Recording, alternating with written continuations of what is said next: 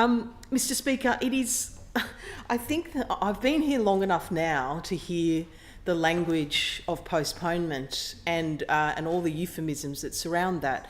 And I just want to say to the Labor government, in minority government, just to say that please be bold. Please be bold. I think if anyone who's watching at the moment, your federal counterparts, one would say that the treading water, I'm not suggesting that you're treading water, but there is a level of pushing things down the line to avoid doing something bold. And I was very interested in the former Premier Dominic Perrottet's valedictory speech, where he talked about having bold ideas. And I really encourage you to have one, because I'm still an American citizen, but I'm an Australian citizen. But as an American, I can tell you when I am in the US, and I've said it many times before, every blue state, you will not see plastic. You can't even bribe anyone to get plastic if you want it. Plastic just does not exist in blue states in the US. So we are so far behind in terms of banning single-use plastics and what we're looking at here today with balloons. You just need to look around the world to see that we are actually an outlier. So the idea that the sky will fall, that it's the ending of birthday parties, that there's unforeseen consequences, all of that, it's absolute nonsense. You can do this today, and you can make a huge difference to our environment. This amendment is a small step towards where we need to be in terms of reducing our plastic pollution. Releasing balloons results in polluting our oceans and killing our precious marine wildlife. And Mr. Speaker, I also just want to give a massive shout out to some of the incredible plastic-free warriors in my electorate. Sasha Mainsbridge of Mullum Cares, who has done a whole plastic-free month every year for the whole time I've been in office. Plastic-free Byron, Australian Seabird and Turtle Rescue. I've spent enough time there to see turtles and birds with the plastic inside them. It's the sort of thing you will never unsee. Byron Bay Wildlife Hospital, Northern Rivers Wildlife Hospital, and as well as positive change for marine life and countless others. Mr. Speaker, interesting, one of my balloon businesses, Byron Bay Bang Bang Balloons, and owner Lily Boyau, supports this ban. And she said that her business is as eco-friendly as possible, and that there were other locations in which balloons could be responsibly used. And I quote her, she says, "This ban should be the way of the future, because nobody needs to throw balloons into the environment for any reason."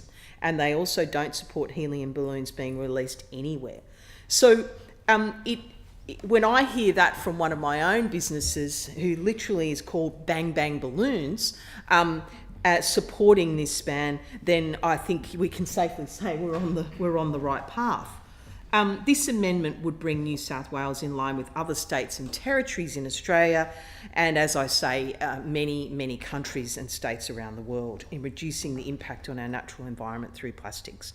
I mean, we also have heard a lot lately about the forever chemicals, and how many things that we use on a daily basis that are making us sick from those chemicals.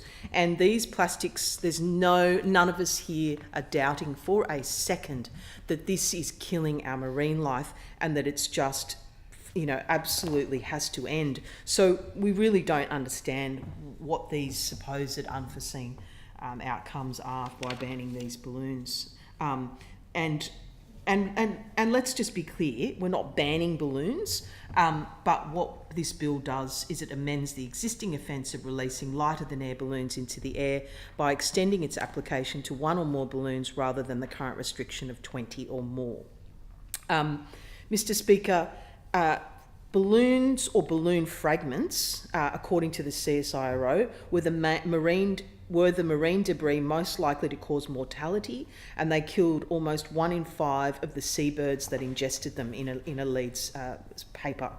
As similar research into plastic ingestion by sea turtles has found, it appears that while hard plastic fragments may pass quickly through the gut, soft plastics are more likely to become compacted and cause fatal obstructions. So as someone who has, I would argue, one of the most beautiful coastal electorates in the state, and as an avid ocean swimmer who swims across Byron Bay, and I see lots and lots of turtles, lots and lots of dolphins, and indeed the occasional shark. The idea that our precious marine ecosystems are being, when we see the statistics of how much plastic is in every square metre of the ocean, combined with global warming, it's horrendous. So, how long, when it comes to the climate and when it comes to the environment, honestly, I feel like I'm in a time warp where I just get up here and say the same things over and over. And no disrespect, but it really hasn't changed whoever's on that side when it comes to these taking the bold stand. It's nonsense. It's absolute nonsense that you need any more information. The New South Wales EPA recognises the significant harm caused by balloon litter, and it is proposing to phase out the release of helium balloons entirely, as well as accessory items such as plastic balloon sticks and ties. This is included in the New South Wales Plastics Next Steps paper, so you have the research on your books now. There's no time frame has been given. And the government has, as we hear today, has not indicated when they will implement this reform. And we get it. We understand that you don't usually support our bills, you want to do your own. Well, knock yourself out. But please do it really, really soon. Because I don't even want to start on the issues that we face in some major ecosystems along our coast, as it is now, and that we know that balloon litter is 32 more times likely to kill marine animals than hard plastic. So, this is a really easy environmental stand that you can take, that you've already been advised on by your own EPA. And Mr. Speaker, people who don't live along the coast might think that there's no way that balloons become ocean debris, but there is strong evidence to suggest otherwise. The Australian Marine Debris Initiative has documented several examples showing how quickly balloons can travel and become litter. It found that balloons released in Albury with the City Council logo on them, as the member for Balmain talked about in her second read speech, washed up in a beach in Bermagui 300 kilometres away. So, it's predicted by 2050 that we'll have more plastic in the ocean than fish. And it also goes to the heart of anyone who is eating fish is eating plastic these days. So this is just it's an easy one. You have the evidence. We would have loved to work with you on this. We would have happily. I believe that the member for Balmain would have happily said, if you're going to deliver this, we'll back you to the hilt. But unfortunately, that's not where we find ourselves today, and it's incredibly disappointing to hear. I know that there are people on the government side who absolutely would like to support this, and they're in their caucuses. They'd be talking about this because it's an obvious thing. You can do it. Look to other jurisdictions, and please bring New South Wales in line with other states and territories.